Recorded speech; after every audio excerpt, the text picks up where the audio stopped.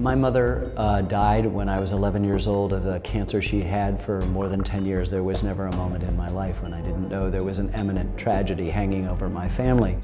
And I saw my dad cry for the very first time, and I realized instantly the power of the medium. And at 12 years old, I wanted to be a filmmaker. My father, after she died, had a fairly strict curfew, but he permitted me to watch old movies on TV till 1 a.m. on a school night, or take me out to the movies that would end at midnight. I wanted to be a feature filmmaker in the tradition of Alfred Hitchcock and John Ford and Howard Hawks.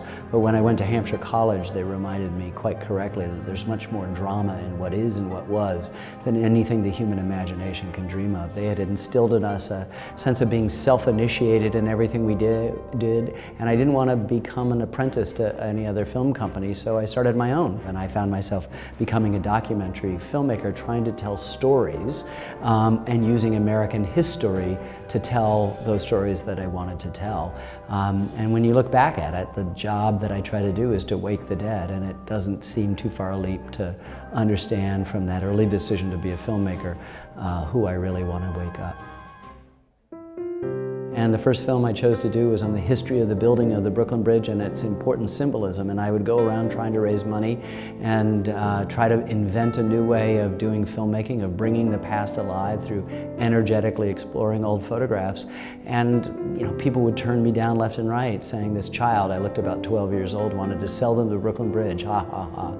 And everywhere I went, it was sort of that same situation. But I kept at it, and after a while moved out of New York City to rural New Hampshire and began to figure out how to tell a story in history, how to make history come alive, how to make history not homework. And the first film was done, and the very first thing that happened to it, it was nominated for an Academy Award as Best Feature Documentary. And it not only vindicated 5 or more years of effort, but it also reminded me how much sticking with something that was really tough was what was going to get you anywhere in the world. Once I got the modicum of funding, I remember I got $1,000 from Mediabistro, who was the Brooklyn Democratic boss. I went up to his second floor office and was handed an envelope. They just wanted to be involved with that. Lots of different money coming in, $1,000, $1,500 here, $1,500 there. But I just spent a lot of time filming the bridge in every time of day and night, in every season, from every possible vantage, trying to bring it back. And meanwhile, exploring the vast archive that existed at the City of New York and various archives around the country that detailed the extraordinary exploration. But what I didn't know was how to put it together, and that involved just going off and figuring it out, moving to rural New Hampshire where I could live on nothing, and waking up every morning in a little, going out to a little cabin, just a very small one, lighting a wood stove, waiting 3 or 4 hours for it to warm up the place where the film wouldn't just so brittle wouldn't just break every time you tried to touch it, and worked for a year and a half trying to invent what has been now called the Ken Burns effect, which is a way of energetically exploring still photographs, of adding complex sound effects and period music, of using not just a third-person narrator, what we in the business call the voice of God, but also first-person voices, reading journals and diaries and love letters and newspaper accounts that give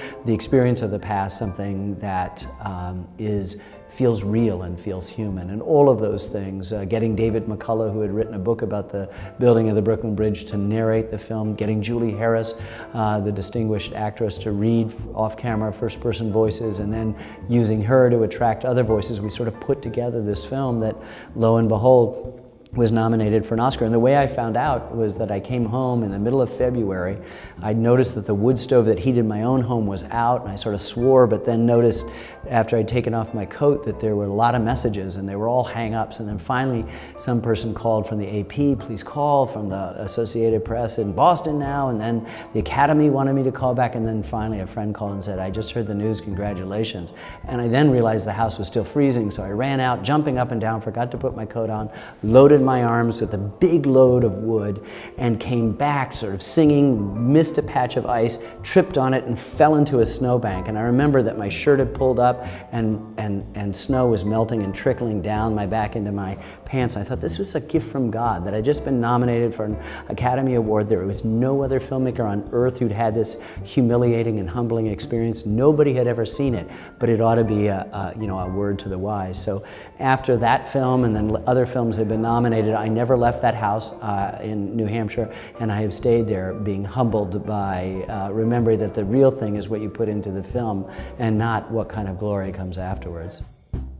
For many years after the Brooklyn Bridge's extraordinary and unexpected success, for more than 10 years, I kept on my desk 2, 3, or 5-inch thick binders filled with the hundreds and hundreds of rejections I had from that film. And I think the thing that it reminded me and continues to remind me is that nothing will be given to you, that what is required, particularly in this medium, is a degree of perseverance and a kind of sense of knowing who you are and your willingness to struggle hard and to sacrifice for those ideals. And I'm sure there are many, many better filmmakers, but what I had was perseverance, and what I did was stick with it until I'd accomplished it. And I always remember that Brooklyn Bridge gave me that first break, the possibility to see not only that I could make a film, that was important, but that I could also withstand all the friction that will inevitably come up whenever anyone wants to make a film, and that's by far the best takeaway.